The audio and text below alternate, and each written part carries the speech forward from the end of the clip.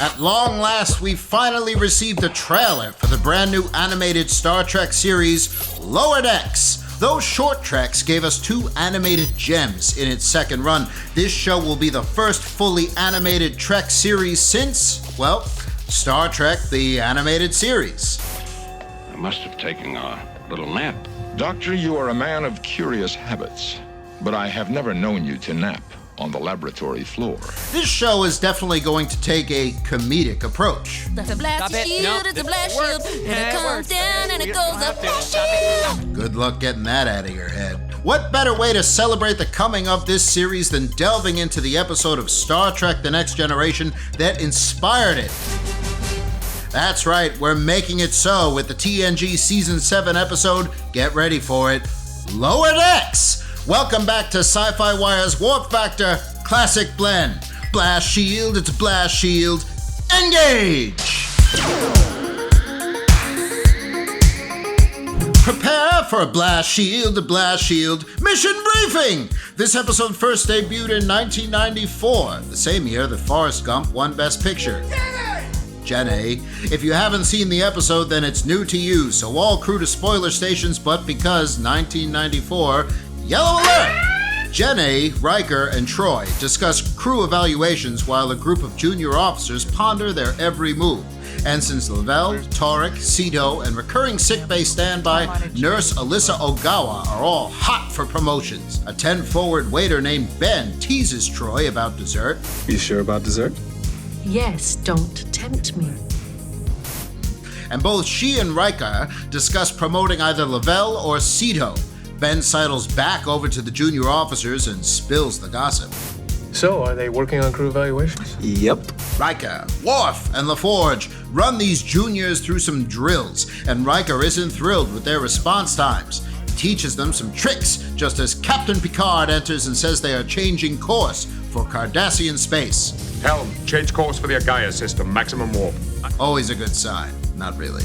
Some of the juniors annoy our main credit heroes. Riker doesn't love Lavelle, and LaForge gets annoyed by the Vulcan Tarek. If you have any other ideas for increasing efficiency, don't hesitate to run them by me. As a matter of fact, sir, I do.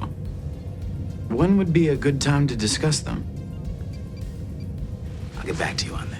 Worf likes Sito, though, and Alyssa Ogawa is valued highly by Dr. Crusher. She gets a promotion right quick, and then gets to talk with Beverly about her relationship. It's nice. Lavelle tries to suck up to Riker by talking about poker, jazz, and Canada, talking points that he got from the mischievous Ben. Riker tells Lavelle he's from Alaska, not Canada, and Lavelle is mortified. Oh. An escape pod is then found. Only one of the things I just said is actually important.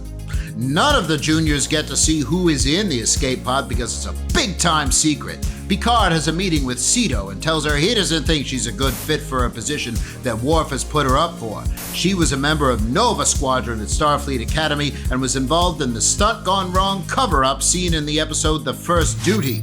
LaForge has Tarek shoot a shuttle with a phaser rifle for reasons unknown, while Crusher enlists Alyssa to help with a secret surgery on a Cardassian. She stays quiet later when the junior officers play poker, and as Lavelle whines about wanting Riker to like him, waiter Ben cleans them all out. The famous poker game of the senior staff is going on too. Crusher tells the whole room that she saw Alyssa's BF with another woman, and Troy has Riker loosen up about Lavelle.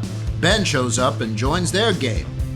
Worf teaches Sito to stand up for herself, which she then does with Picard. If you're going to judge me for what I am now. He's happy with this because he requested her service on the Enterprise as a shot at redemption for her.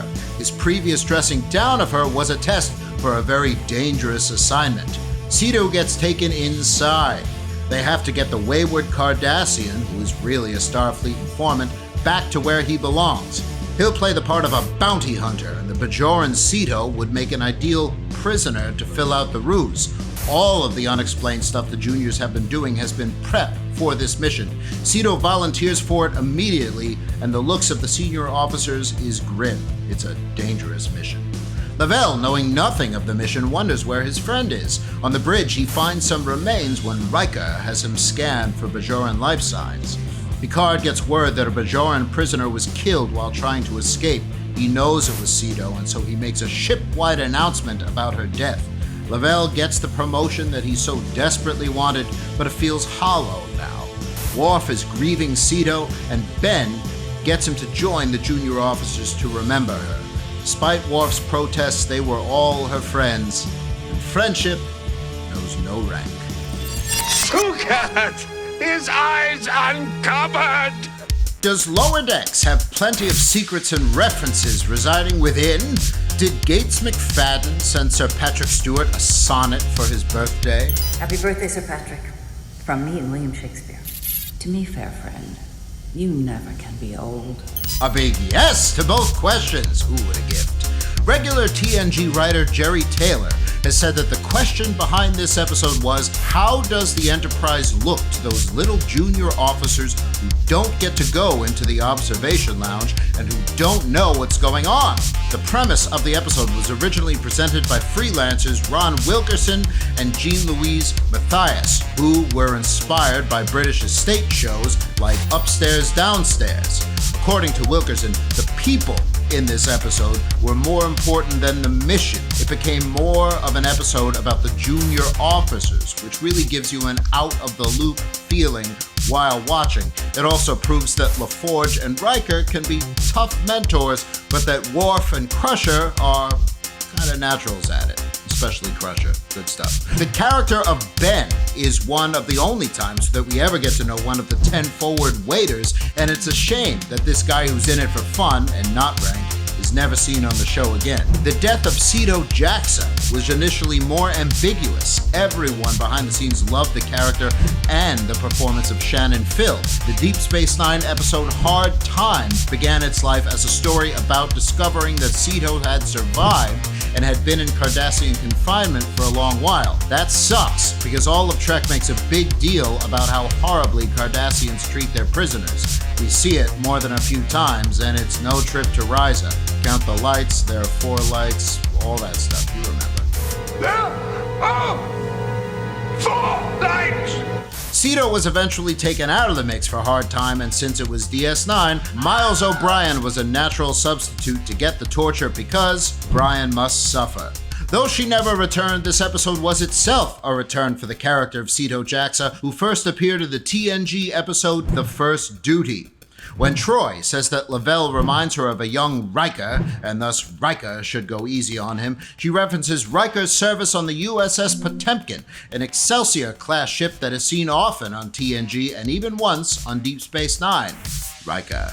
Lavelle is never seen again, but Nurse Ogawa definitely is. Torek was in the running to be a recurring character, but the show ended before that happened. Actor Alexander Enberg ended up recurring on Star Trek Voyager, however, as a different Vulcan named Vorik.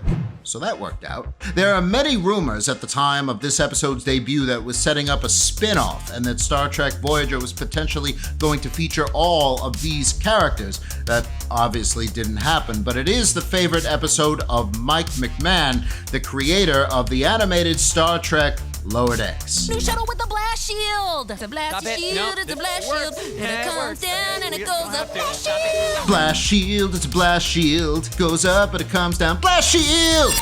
Earl Grey never fails. Earl Grey never fails. And Lower Decks doesn't fail with classic quotes. In addition to giving Sito a classic delivery of "Defend yourself," Worf also gives her a great line of kind, masterly advice. "But perhaps next time you are judged unfairly, it will not take so many bruises for you to protest." This prompts Sito to confront Picard and deliver the line of the episode. Her words definitely make one recall Picard's own words in Encounter at Farpoint, as she says, I've worked hard here. My record is exemplary. If you're going to judge me for what I am now. We're going to be damned, then let's be damned for what we really are. For what we really are right now. Whether upstairs or downstairs, Earl Grey never fails. Lord Grantham agrees. Oh, it's what a splendid evening. Long-range sensors have located a very sexy... Oh, no! Definitely no! No to this, and also that! The entire concept of this episode definitely plays a big role in the future of Trek, as it has inspired the creation of an entire animated series, though the new series is more comedic in tone. That's a blast shield, it's a blast shield, and it comes down and it goes up. Blast shield! The trailer alone gives us a blast shield, the same feeling that the junior officers are out of the loop and desperate to please. If only every junior officer was as selflessly capable as Alyssa Ogawa, and we know who she was mentored by all together now. Crusher Watch! Crusher Watch! She's here, and she's telling tales out of school. She loves and values Alyssa, so Lieutenant Powell should beware her wrath. Turns out he was just prepping a nice marriage proposal that Alyssa accepts, so I guess it was the senior officer's chance to be out of the loop for once. See how it's done, Jean-Luc? Learn from Lieutenant Powell and propose marriage to Beverly. Now! Hailing frequencies open. Our hailing frequencies are now open. Be sure to let us know your thoughts on the trailer for Lower Decks, the episode Lower Decks, or the architectural structure known as the Lower Deck. As always, feel free to call out episodes you'd like to see us cover. One viewer writes, "Can we get some love for everyone's favorite everyman, Miles O'Brien?" Absolutely you can, because I love him. I love him to death. Call meanie. I'd say next week would be a good time. I've heard whispers about it, if you know what I mean. Get it? Whispers? Yeah, you do. Another viewer writes, "When will the Banana Splits Movie 2 trailer come out?" I haven't decided yet. I'm thinking maybe I'll change things up and release it a month after the movie comes out. Maybe like in 2 years? Yeah, I'm just a junior officer at the small poker table around here. I literally have no idea about anything having to do with Banana Splits 2 or whatever. I was excited for Banana Split, I was excited for Lower Decks before, but now I'm even more excited. We're gonna be covering it and talking about it right here, make no mistake. But in the meantime, blue skies, it's a blast shield, blast shield, blast shield! I apologize for nothing.